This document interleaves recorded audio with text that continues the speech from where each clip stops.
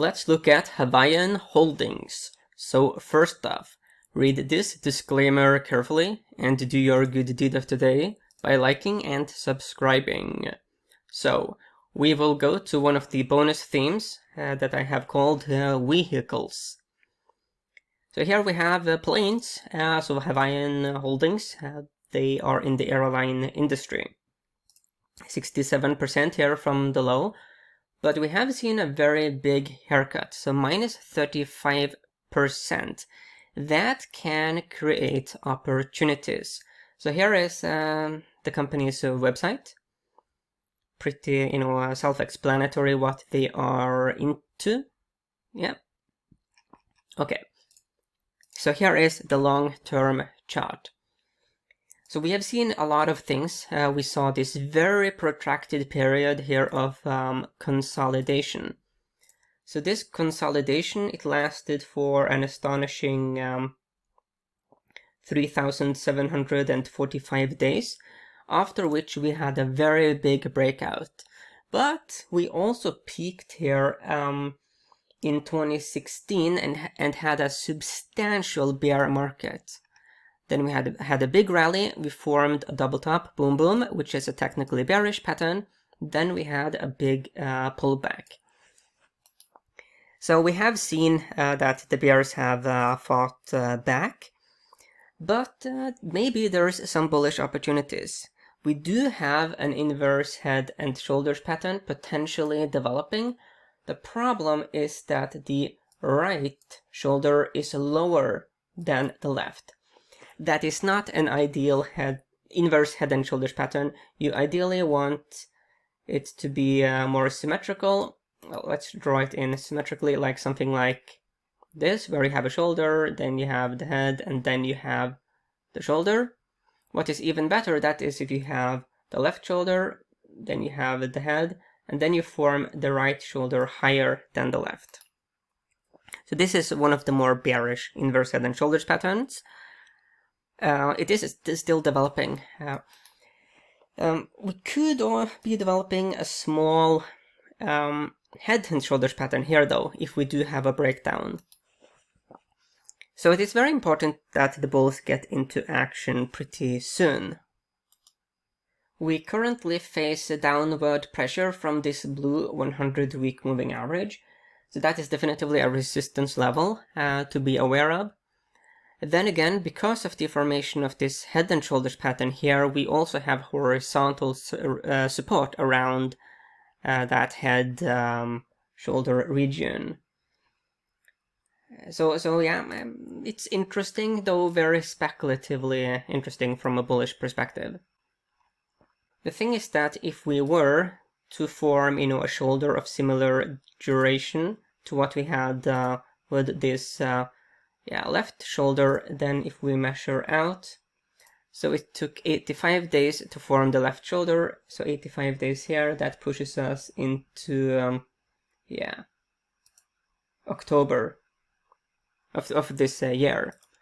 So there could be more upside here just as a part of forming a right shoulder. So yeah, that is also sort of bullish. It has bullish potential. When you add on top of that we have this major potential inverse head and shoulders pattern developing that could neutralize the head and shoulder, the small head and shoulders, then yeah, the technicals they have a bullish lean to them. Looking at the seasonality, the last 5 years, August is one of the strongest months. Looking at the last 10 years, August is very strong. That is bullish. October and November are very strong as well. September is a bit mediocre, but only, an average minus 1.5% pullback.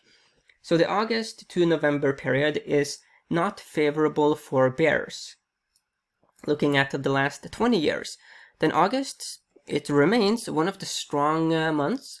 September, October, and especially November is strong. So we are entering a period now that is not ideal for bearish setups. Hence, if I was a bear and I wanted to short Hawaiian Holdings and I look at this seasonality, I wouldn't really be that encouraged to put, certainly I would not be very encouraged to put on a big bearish position. I would want it to be very small, because this is not a favorable period.